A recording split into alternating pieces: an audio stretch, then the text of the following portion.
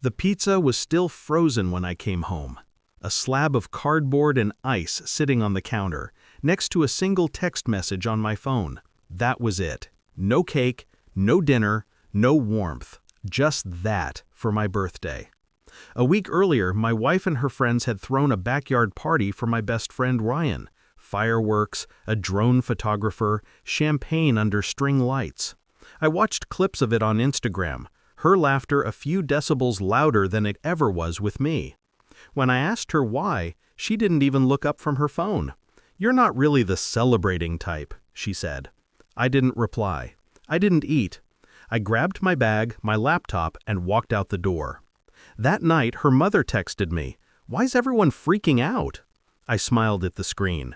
They didn't know it yet, but that text was the beginning of the end. We'd been married 8 years. The kind of marriage people on the outside envied. Steady, calm, responsible. Inside, it was quiet.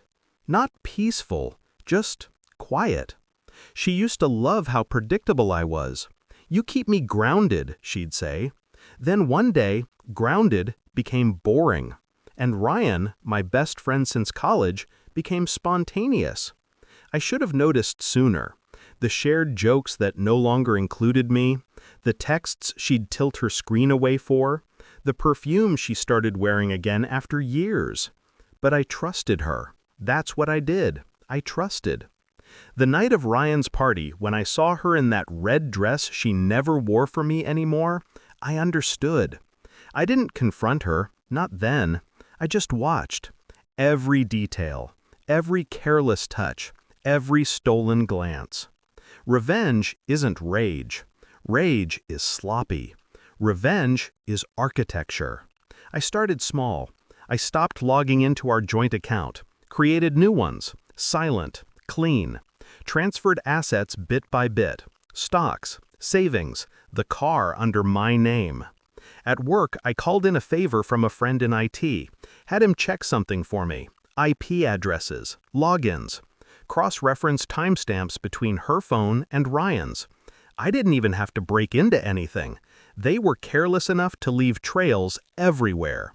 A shared Dropbox folder, a secret email chain under his business alias, dinner reservations, hotel confirmations, a private trip booked for work. I printed everything. Not because I needed proof. I already knew. I wanted texture, weight, paper cuts of truth. 2 weeks later, I invited Ryan to lunch. I picked a spot I knew had cameras, a quiet Italian place with big windows. I wanted footage of his face when I told him. He looked nervous, fidgety. "You okay, man? You've been off lately." "I'm fine," I said. "Actually, I wanted to talk about something good, an opportunity." His shoulders eased. I told him about a new client I'd been meeting with, a firm expanding, hiring senior partners. Big money. "They're looking for people like you," I said. Ambitious, charming, willing to take risks.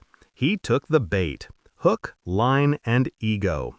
I gave him the email of a fake HR rep, a shell address I'd set up using his own company's domain style. Over the next few days, he exchanged a dozen messages, sharing private files, client pitches, even trade data. All confidential, all traceable. I didn't hack him. I didn't need to. He did it himself, chasing the illusion of a better offer.